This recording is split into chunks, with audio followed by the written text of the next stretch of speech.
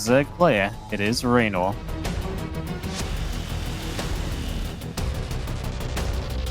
And down over here on the bottom left-hand side of the map, we have our blue Protoss player. Recently representing Team Root, he is SKillous. That's really cool. I know Cats would have been nice for Cats to be here, right? Yeah, I was just thinking. I was like, you know what? Maybe we did the rotation wrong because we should have let Cats cast SKillous. Yeah, no, it's cool. Root just had a bit of a relaunch, and they're kind of looking to be one of the biggest clans in StarCraft. They've got like an internal tournament organization, so if you join, it's open to anyone in Masters Plus, and there's like a $15,000 tournament series happening over the year if you're part of Root as well. Like, it's a really cool initiative. Really, really awesome to see, and great to pick up some of those teamless players that I think even yesterday, I remember we were kind of remarking, or I think you and Zombie were remarking on like, oh wow, like so many teamless players were playing yesterday, but actually a lot of them ended up being on Root. So I think it was just before the announcement and everything. Definitely nice to see some of those talented players getting picked up, and well, we'll see if SKillous can have a strong start on his new team. You know, a little good luck victory versus Reynor would, I think, go a long way for him.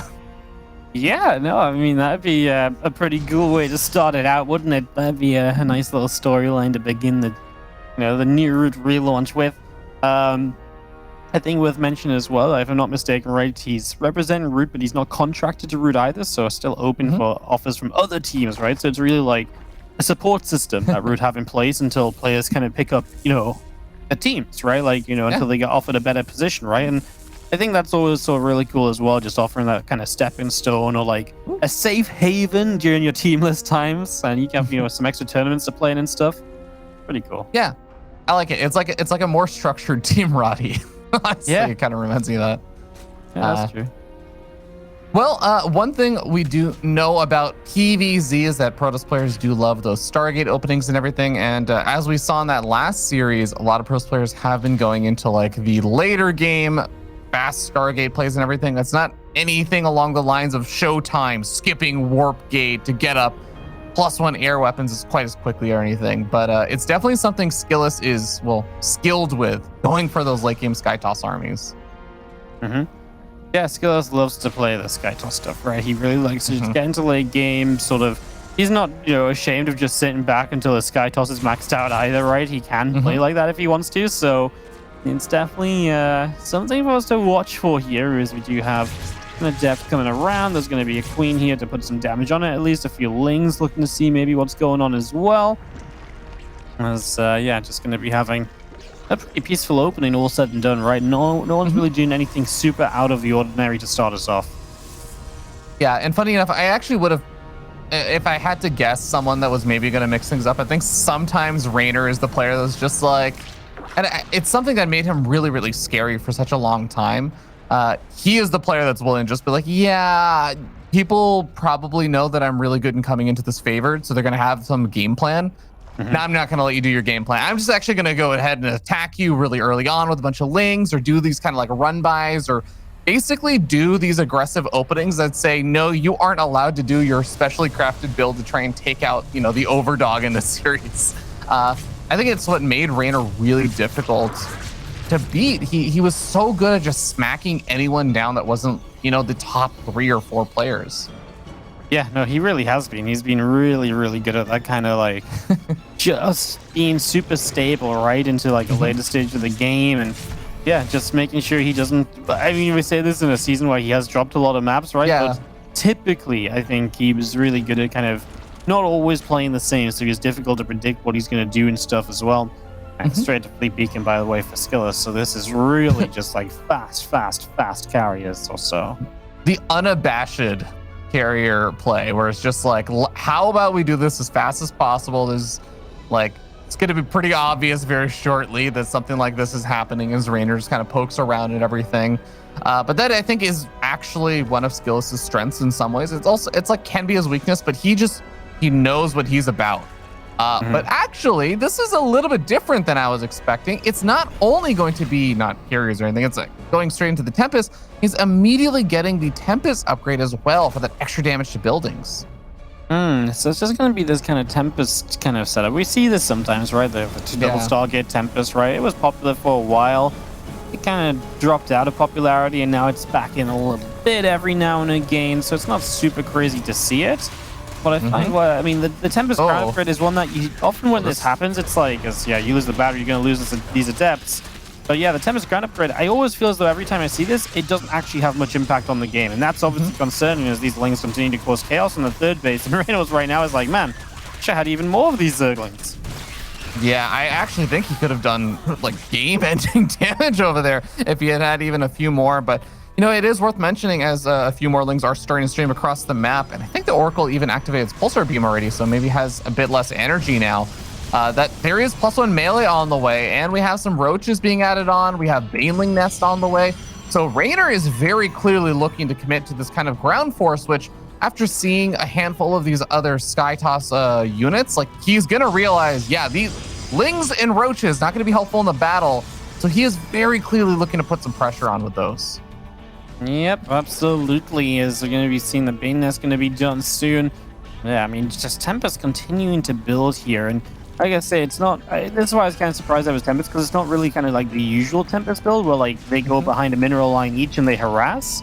It's actually just kind of straight to Tempest. And then, I mean, in my eyes, if you just get a Spider up, you just slaughter these and they just, you know, they're just dead on the field and, you know, you've not really gotten anything with them. So I'm kind of surprised. I mean, I guess the power of it is you haven't shown anything to kind of have a Spider build in anyway. And now you're going to start harassing this gold base, which is neat. Lings and Roach is going to counter, though, and pretty much your entire armies across the map in the form of Tempests. You know, Morty, it only just occurred to me that, yeah, if you get the weapon upgrade there for the Tempest against buildings, it's really, really tough to keep that hatchery alive. Now, the Banelings start to try and roll on in, but there's slow Banelings. There's no Baneling speed on the way. So with the Tempest being recalled, even with the cannons and everything else being taken out, all you do is you run the probes away. Have to be careful about those Roaches, but eventually this is a cleanup and honestly a really good start for SKillous. Yeah, he gets a lot of value out of this. Can't be too upset about it. And yeah, sure, Reynor wanted more. I mean, on the plus side, you've got these Tempests you've invested into that are now just back at home. And I still question their kind of use as the game continues a lot here. So definitely a couple of questions to be asked.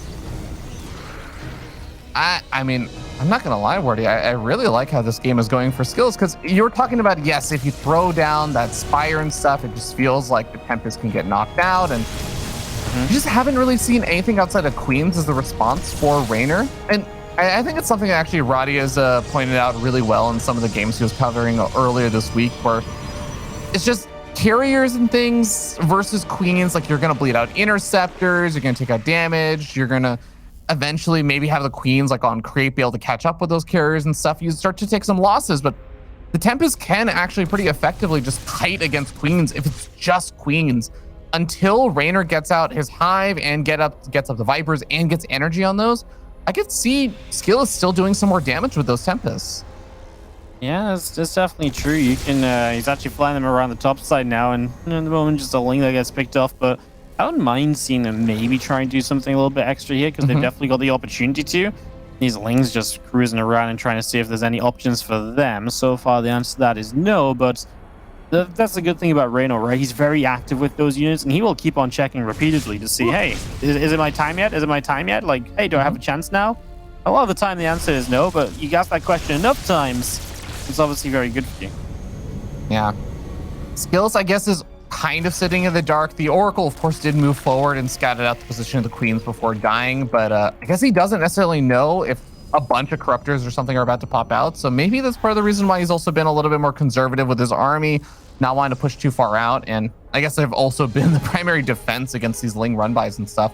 But now is the kind of odd period, Wardy, where I think finally SKillous is starting to move a little bit further out. But the Vipers are on the way. I don't actually know that this army has that much of a window to freely do damage safely anymore. Yeah, I like the Prism in the main, though. It's at least going to draw some of Reynor's units down the bottom side. Bane's rolling to this base. SKillous responds pretty much immediately. Love to see that. So he's really on top of his defensive game at the moment still as well. That's good to see as this attack in the main is going to be cleaned up, though. Reynor also defending pretty decently. And now we've got the army on the top side, though, really just trying to stop the gold base. Again, Reynor's so quick to respond to this, though. Yeah, he already has all the queens over here. Even with the Tempest doing that extra damage, I think it will be a little bit dangerous now that the Vipers are in the mix, because they can start yoinking some of those units a little bit further forward. And here we go. Yoink, yoink, yoink. 3 Tempests. Immediately going to be taking a lot of damage over there. Only gets one of the Tempests, and I think he actually may have been able to pick off a Viper there as well. Yep, we're going to go back into this as well, by the way. It's just going to see queens transfusing each other up. A lot more Banes continue to roll on in as just have the recall back home. And Reynor is going to be able to shut all of this down so far. Just staying safe. And as Ultras take to the field, we'll see if we can do something else going across the map. I'm kind of interested, though, because, I mean, it still feels as though we've been on this kind of air army for such a long time, and he's still yet to play with a Spire or anything. It just feels like even just getting it up and starting on upgrades would be a good choice right now. Even if you don't use it right away, just, get those upgrades rolling, because surely at some stage that has got to become a factor in this game.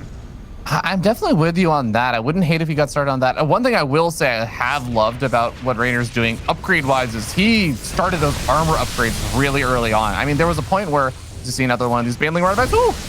Actually, with +2 melee, getting quite a few probes over there. But I was going to say, the armor upgrades are extremely helpful versus the carriers.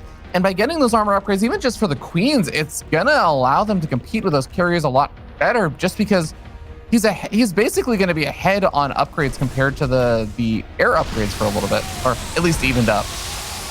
Those Banes just going to get a few Zods, which is nice, of course. Stops potential pressure through the top. Going to hit the Baneling from the other side. I didn't get close enough. That could have been a cool move, but kind of didn't actually commit. Well, I mean, Bane's just going to run into these Archons, soften them up for the Ultras. I mean, the Vipers go forward. They drop a Parasitic Bomb on.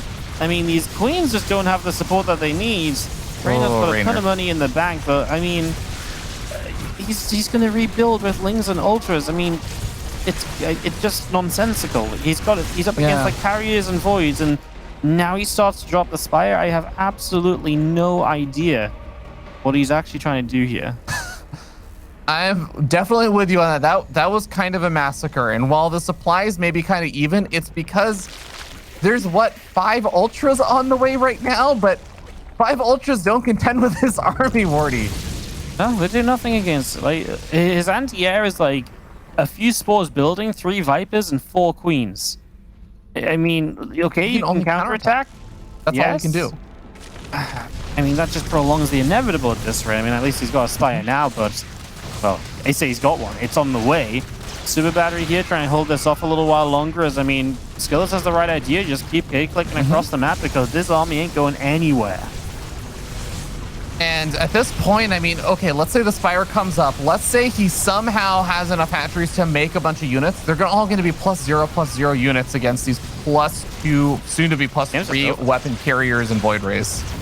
This game is just absolutely over. I have no idea. Like you know when you kind of want to just believe Reynor has a plan, right? Because surely Reynor's got a plan. But like this plan just did not transpire at all. And for a while I thought it's like, okay, well I can see you playing without a Spire for now. And then like as time goes on, I'm gonna like more and more worried. Like, well, we are gonna have a way to fight this, right? But then the Queens don't have like Microbial Shroud on them or anything, so they just melt. And it's just like, wow, it really doesn't feel like you have any idea what was just about to happen there. I'm definitely with you there. All of those Corruptors of the Natural get canceled, Ultra Den, and also the Infestation Pit get knocked out. I have to believe at this point that Reynor is just kind of hanging in there, but he should know that, yes, even with all the little base trading happening and all the new bases being taken on the top left, at the end of the day, there's not an easy way for him to breach the natural wall. And like he can't beat the army either. Like you can't really win in the base trade in this situation. I mean, yeah, you just can't get into your opponent's natural. This army's never going to die. I mean, even if you want to right now, you could arguably just say you recall home as Skillous and you can re-expand everywhere you want to. And then just go again, maybe. But I think he's fine just to keep moving up and at least challenge the top right base, which, okay, there's a few Corruptors and Vipers on it, a few Spores, but I actually don't think it's enough overall. I suppose probably going to find out pretty quickly. Do you need a spawning pool to make Spore Crawlers? I'm forgetting now because he still doesn't have his spawning pool right now. Yeah, it's kind of not good, is it, right? Just like you're having to rebuild a bit of everything here. That's a yoink in on this Tempest, as that's going to go down. I mean, at this point, Reynor's trying to expand to the 12 o'clock as well, which is really just a hope that his opponent doesn't look in that direction either. So, yeah, Reynor just kind of without an answer right now as the Tempest trying to fire away from a distance, not getting too much done. Just going to see the Corruptive Viper going to come and chase it down. Yeah, I mean, as much as you'd want to look at the army supplies and everything and think that, yes, maybe there's a chance we have 8 High Templars being warped in for 4 more Archons for SKillous, because he's still got a little bit of that gas in the bank. And even though he's not exactly mining super healthily, he is actually mining a little bit from that natural. And frankly, if you just look at the drone saturation and stuff, I actually think it's better mining than Reynor has right now, even though Reynor's on a fresher base. Yeah, I mean, this 12 o'clock was never going to get up. SKillous would have had to be silly not to at least check just around those sort of positions.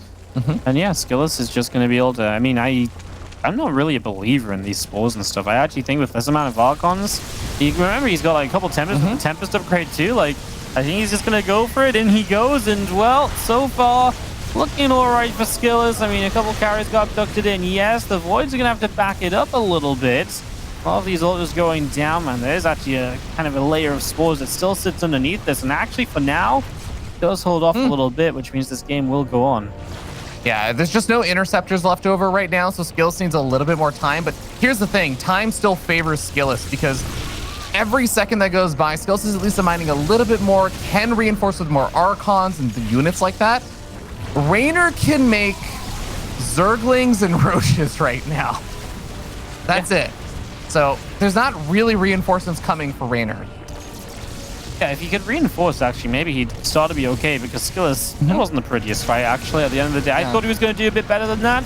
He kind of went full throttle in. I thought he might do a bit more kind of back and forth action initially. He did not. So yeah, Reynor, if he had reinforcements, it might look okay. He has got that Viper that abducts again. Another carrier goes down. I mean, Corrosive Files connect too? Is there a world that this is actually going to go Reynor's way in? Like, there's only 3 interceptors. Yeah, there's only 3 interceptors. The one Voider is low HP. The Corruptor's actually going to start to fight it. The Viper gets out of there. The carriers, one of them goes down. We're losing Corruptors. He's about to have a new Spire, Fear Dragon, and that means you're actually going to be able to reproduce. And Reynor is actually putting himself into something of a winning position right now. I can't quite believe it's happening, actually. I think he's like done it, because now he grabs the last Tempest. There's only a Void Ray left over that can actually attack right now effectively, as Void Ray gets taken out. SKillous tapped out. Reynor comes back in the most unbelievable way. Are you? I'm speechless right now.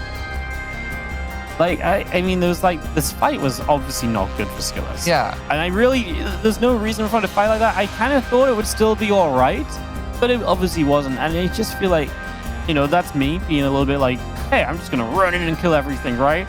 And I think from SKillous' point of view, maybe you should have been a little bit more, you know, like, hey, I should go in, go out, go in. But even then, like, even after the fight, I was like, well, surely SKillous still. But those Spore Crawlers put in some serious work. I'm genuinely actually speechless. That's pretty insane. I mean, SKillous had double the army value or thereabouts for about 5-6 minutes, actually. Yeah. And I've actually got no idea. Like, they were mining the same amount too, so it's not like SKillous didn't have like any sort of like, you know, reinforcements himself. He did, about the same as what Reynor would have had, minus the fact Reynor couldn't really build anything because, well, we talked about it, he didn't have the infrastructure. Geez, I mean, I'm genuinely kind of gobsmacked that this game turns around in the way it does, and Reynor does magical things and takes game 1. That is genuinely a ridiculous outcome. I would happily go back and cast that game the same way, because even looking back on it, I can't believe it. Yeah, it's actually absurd what just happened. And I mean, I have to credit Reynor that he basically was in a situation where he couldn't make any anti-air units. So he kept investing into the ground units. So all the Archons and stuff actually got taken care of very quickly, which means that then with none of the Archons there, the Corruptors do have a much easier time just like taking on some of those ground forces. Reynor had some great target fire, actually saying like, first of all, make sure that like all the interceptors are gone, because it's actually hard to replace those when you're not really mining. He's taking out the Void Rays and the Tempest and getting those yoinks off. Just a lot of things definitely went well for Reynor there. I don't know. I wouldn't, I guess, have hated like the idea of just chilling around that base and not actually attacking in, kind of doing like the poking and prodding, but I even get maybe not poking and prodding that much because there's all the Vipers there. But just you have the air army that is uncontested away from the spores. You could expand, like take another base again. Like you have full map control. There's no reason to go full throttle into the base. Like I thought he was going to move in, kill a couple things, move out. And maybe that's risky because of the Viper, but there was one Viper, so it's like at worst you lose a carrier. It's like, okay, well, you know, whatever, right? Yeah, no, I really can't quite get over what we just saw, but now we're going to go into game 2. Reynor just defeated pretty much a maxed out SkyToss army with no anti-air. It's almost what it comes down to. Like, actually ridiculous. We're going to 2,000 atmospheres for our second map and see if Reynor, if he sees carriers and stuff, maybe he'll build a Spire this time. Maybe he'll stick to the same strat and just pull it out anyway. I guess we'll find out. We'll dive on in. And Reynor, right. Oh, sorry, go ahead. I was gonna say Reynor is such a you know Reynor's personality, right? He's such a cheeky guy that like small part of me is like 5% of me is like this guy would do it again. He'd be like, let me see if I can pull it off again. Not make a Spire, only make queens and still win. Yeah, no, it's as crazy as in the top right-hand side. I read Zerg player, and he has got stuff to play for, because if he lost here and a laser won, he could potentially end up in second place of the group, and we've already talked about that today and the effect it could have. Reynor in the top right. And at the bottom left-hand side of the map, we have our blue Protoss player from Root. He is SKillous.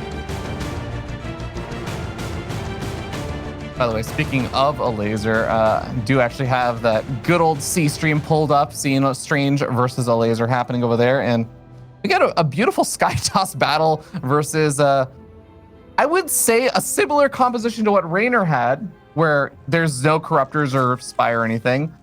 I guess there is a Spire in that game, but it's basically the added effect of Microbial Shroud. And a laser is actually shredding through like the carriers and the Void Rays and everything in comparison to the fight that we saw in that last game, which is Reynor's queens getting absolutely demolished. Microbial Shroud can actually pair really, really well with those queens. I know. You know, I almost believed he had it when he didn't have like anything else. I was like, oh yeah, like he must just have an Infestor too. Shroud's gonna go down. We're gonna have like a close fight, but he's gonna push their way, and he just got like rolled. You know, like that's the sort of like, you know, a Zerg player who's been behind all game, who just like has no preparation for the SkyToss, and they just roll over and die.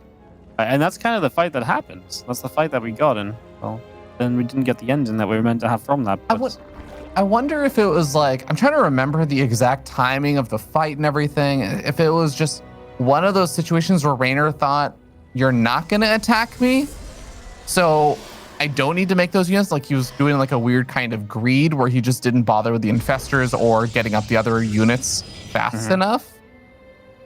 I don't know, because I can't make sense of the decision, Morty. Like there has been times when Reynor's played like almost like pure Ling Bane, like Ultra sort of thing on a map like Blackburn.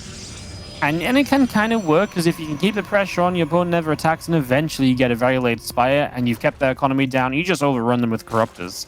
But the game wasn't going in such a way that he bought himself anywhere near enough time. And I mean, a lot of it maybe comes from when, you know, remember earlier in the game when he lost quite a bit as well, when he kind of, you know, harassed a little bit and didn't do much. Maybe that needed to kind of set, you know, the wheels in motion, and then maybe he could have continued through. But then it didn't continue, and then perhaps he didn't quite think about that, and then maybe he got lost thinking, oh, I'm still okay here without a Spire, but then in reality he just needed to speed up the anti-air this time around. I imagine it has to be something like that, because to me it's crazy that he even believed that he could have done something against that Sky Army on what, you know, with the initial setup. Yeah, I'm definitely with you there. Well, this is heading into game number 2. We do have another one of these Void Ray openings, but is going to be adding on a second gateway just to finish up that wall in, and I'm curious to see what he's going to go for after all this, because again, SKillous, he does love his Stargate units. He really does love going for those kind of SkyToss armies, and frankly, he did get into a good position in that last game, so I don't know, Wordy, would you want to see SKillous go for just kind of same thing, but, you know, hopefully don't take it into a weird base trade in that kind of same situation? I mean, I wouldn't dislike it, right? This map's a bit harder to do it on, because this map you will have Reynor be able to be a bit more active around the map, and it's going to be tough to hold your bases than Blackburn, where you can typically, you just get your half the map very easily on Blackburn a lot of the time. So I would worry about that, but then if that's what you're comfortable with, then I think that's just what you got to play, right? I mean, I like it a little bit that it's going to be a bit more standard way of getting there. You're not going to go via the Tempest and everything this time. I feel like that's not necessarily a bad thing, because all said and done, I don't really feel like the Tempest got too much done altogether, right? I don't feel like they did anything that the Void Rays couldn't have done. Yeah, I think that's actually a very fair point. The Tempest, they did get a little bit of extra damage done to like the gold base hatchery and stuff from over the mineral line without fear of the queens just immediately contesting them. So I guess there's a bit of that, and that's, I have to imagine that the Tempest was specifically around Blackburn's gold base. There's a lot of the decision coming there. Maybe as well, it's just to sort of like, if I go Tempest, I'm less susceptible to a Queen Walk initially if I'm going Void, and if I go Void Rays, so that's a possibility too, that he was just kind of thinking ahead in that regard. Yeah, I could definitely see that. Queen Walks have absolutely been one of the scary things for Protoss players to deal with unless you just really have a solid defense. So far, speaking of solid defense, we have seen these Lings try and get some damage done over here. I think they've only managed to kill 1 probe overall this entire game so far, so nice little setup there from SKillous. Has his Void Ray and Oracles and everything set up, but he's already getting up +1 air weapons. He's got 2 Voiders coming out at a time, and the Speed Overlord will come on in and see just about everything that Reynor needs to see to have a perfect read on this game. Now the question is, what does Reynor feel like the answer is with a perfect read? And he's actually going to be throwing up the Roach War in this game, but going for missile attack instead of melee.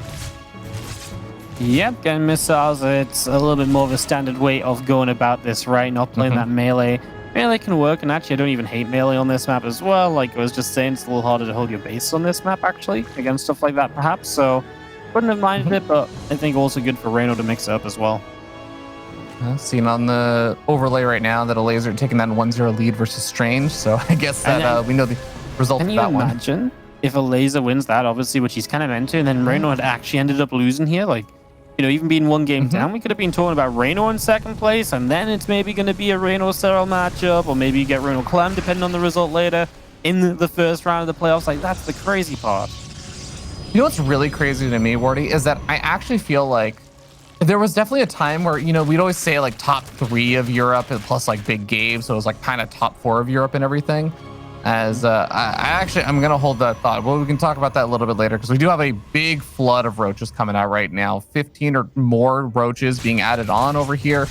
Reynor has a 4th base and everything coming on up, but this is a lot of roaches to make on just these 3 bases. He wants to get something done with these, and well, he's just kept working queens as well. He already has 12 queens, about to have 2 more.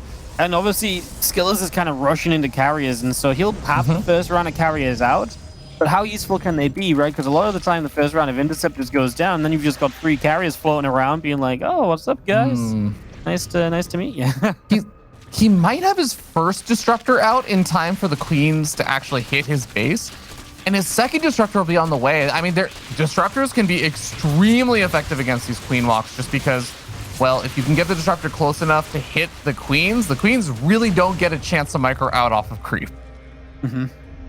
Yeah, the disruptors absolutely, like, this is why people start going disruptors so early in the game, to help against attacks like this. 2 Ravagers already. Ravagers are the biggest scare, the scariest part of this, because they can bust down your stack defense so quickly. So losing Ravagers is already a big thing. A lot of the time you'll see this air army actually focus on Ravagers rather than trying to cut down the queen count, because they know once the Ravagers are gone, the queens will eventually fall anyway. And we're starting to see exactly that. Ravagers getting focus fire down, and while none of the Void Rays or carriers are really taking a whole lot of damage, the interceptor count is definitely getting a bit thinned out, down to 9, 8, 7 interceptors right now. Disruptors are continuing to find these little pickoffs over here, but now the Robo has been found in the naturals, getting focus fire down. The last disruptor will not end up popping on out. And while we are seeing that SKillous is keeping his army alive, his base is not so fortunate. Yeah, and losing the entire base here is obviously not so pretty. Those carriers at least get a chance to rebuild interceptors. He's now going to build a round of Tempest, which do build a little faster. That disruptor shot lines up nice. He wanted to kill the disruptor, which he does get, but it cost him quite a few units. Reynor is being thinned out a little bit. He's building more queens at home. He's getting the infestation pit up as well, so he's getting himself into a follow-up. I mean, now is maybe the time when you start focusing on the 3rd if you're going to keep this up at all. Because if you don't start to focus on that third base, I think you're going to have a little bit of a tough time. You know, what's actually a really cool situation here from SKillous is he took his fourth base so quickly that he actually does have the opportunity to just recall the probes from his main over to the fourth, start mining from over there if he can make the hold over at this third base. He's also gone across the map with his Void Rays, knowing that there's just not that many defenses over here. He's just going to right-click down the Spore Crawlers, then the Spire, and, well, the Lair, and that is going to really reset a lot of Reynor's tech here, but he still has to defend his third. Yep, as these Voids are going to lose one of them, but obviously killing the Lair is a pretty big deal. As you mentioned, the third base, though, has been ransacked. Now, there's a fourth up over to the far left, but if you can't protect this third, can you protect that fourth base? Okay, the Queens might not get over there, but all it takes is a group of units running over, and then, you know, the carriers, they have to move over there, too. It's definitely complicated right now, as we're going to be seeing the third base going down, and just going to be seeing a couple more units going down as well. What if these 4 Void Rays kill another hatchery, though? I mean, it's definitely not an ideal situation, but we can see Reynor is already starting to try and retreat, but the Queens are going to take a long time to get back. If the Void Rays kill this hatchery and also maybe the hatchery just south of them in time with a prismatic alignment, I mean, it's going to be 1 base versus 1 base, or I guess actually 2 base versus 1 base. Yeah. Well, it's 2 base against 2 base right now, so even if these Voids, I mean, these Voids have already done a lot, right? They've already done a really good job of setting up here, that hatchery going down. Yeah, I mean, these Ravagers are trying to corrosive bile down these carriers. What's the Queen count sitting at the moment? 14 still. The Tempests are a pretty big deal here, because the Tempests are obviously that sort of situation where it's hard for the Queens to fight the Tempests. The Tempests can really kite away a lot, so yeah, these Ravagers need to hit some biles. You're going to lose this hatchery. Yep. The biles came in quite far forward. I thought he might try and hit them a bit deeper to stop the retreat, but doesn't quite reach, I suppose.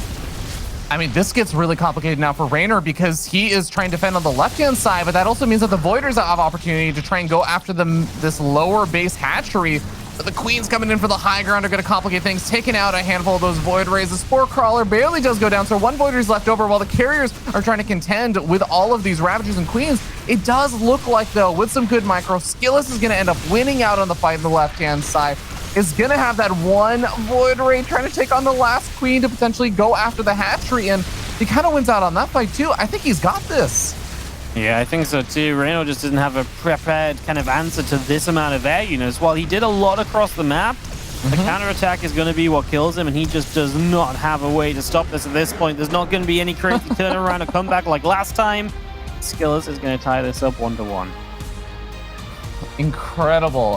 What a strange series so far, Wardy. I mean, definitely thought that Reynor was going to have that situation as he started being able to break through the third base. It looked like the fourth base was no way it was going to survive, but man, to have just kind of the ability to say, like, I'm going to lose a bunch of these bases, but let me send these 4 or 5 Void Rays across the map, right-click down the lair, right-click down other hatcheries, target fire down Spore Crawlers, like, that really did save him in that game.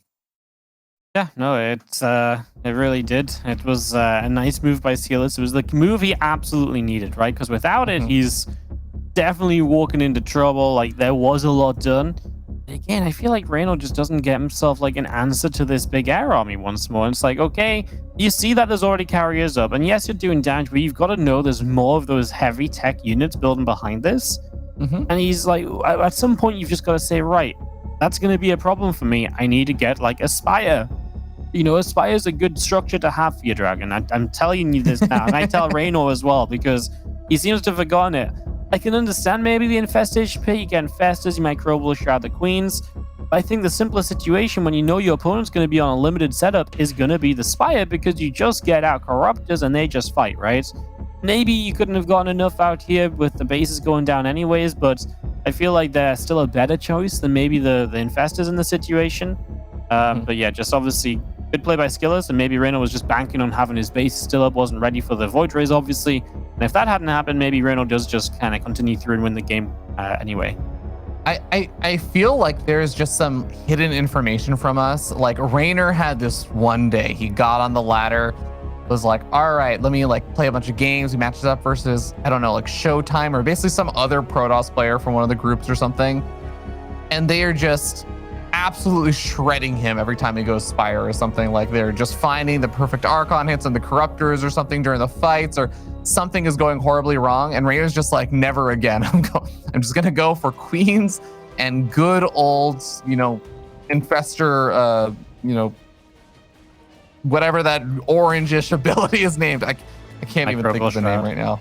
Yes, the Microbial Shroud. Oh my god, I'm ashamed of myself. Yeah, no, it's it's kind of crazy. As we get into the bottom left-hand side, our blue Protoss player is SKillous. And up here in the top right-hand side of the map, we have our red Zerg player from Clash. He is Reynor.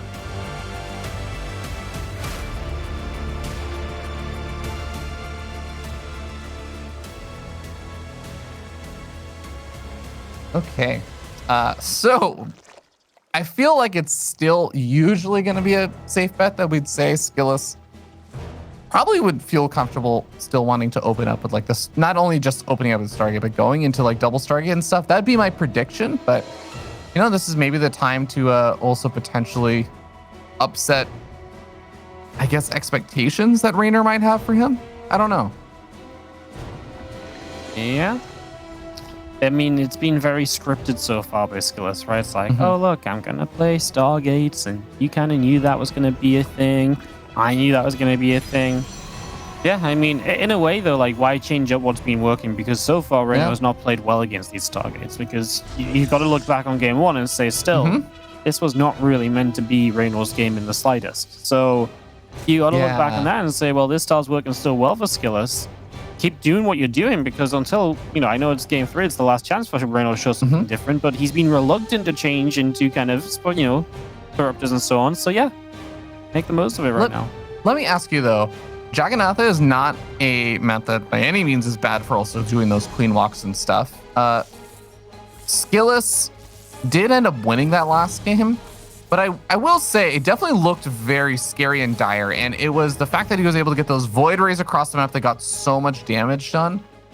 Do you feel like that was a game that Reynor like could have reacted to the Void Rays, or like adapted a little bit to, oh, the Void Rays are missing, let me like get up some more Queens back at home, or things along those lines to have won that game?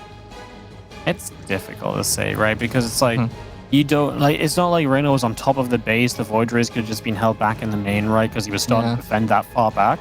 So it's really difficult to see that they're not there. And you're so committed to just being like, I'm going to end the game now, that it's understandable to not have those defenses at home, because before then he had all the Queens at home, and to invest into that defense takes away from your attack, and he probably still felt like he had to go full throttle on the attack towards the end too. So yeah, I think it's like, it's very easy to say, oh, why didn't you have more at home? But like, kind of because of that. It's less so that. I think I'm more kind of questioning, like, does Reynor look at that last game and think, I should have or could have had that? And feels like that was still just like a solid game plan, just go for the Queen walk. And because it really did start looking pretty good for him at certain points. The only issue I have is like there really wasn't a way to break the main. And so, and once like you got to that kind of point where the 4th base got taken too, it's like, well, it's still 2 bases. And even if you come out of this on like, say, 3 bases, Reynor, you know, the Protoss, or the Protoss Sky Army was still getting scarier. And I think, yes, it was a good plan because it was definitely working to a good extent, but he still needed the next part of the plan to come into play. And that's, I know I'm harping on about it, but like having a proper answer on how he's going to fight that, because the counterattack was always inevitable. It was just, was he going to get counterattacked when he was on 4 bases, or was he going to get counterattacked on 2 bases? Well, in this case, 2 bases, and that doesn't help, but would it have been a different story if he still had 4 bases of production? I actually don't know. Like, maybe he has some extra Queens out, but I mean, SKillous is pretty dominant on the air army, really, so yeah. Yeah, I think that's actually entirely fair.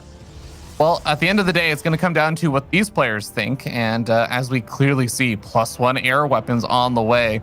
Second Stargate also being started on up. SKillous is very clearly saying, I feel like this is what I've practiced, this is what I'm good at, and it's been working overall, for the most part at least. I'm going to stick with it for here in game number 3. Reynor, he is adding on, you know, of course, his Roach Warren and stuff. What I think is going to be interesting to see is in the next like minute to minute and a half, Is he still adding on a bunch of queens? Is he going to be doing any kind of change ups? Like what upgrades is he going to get on the Evo chamber, which he actually still hasn't thrown down now? Yeah, it's definitely true that Ledge coming up, no evolution chamber, so no +1 this time.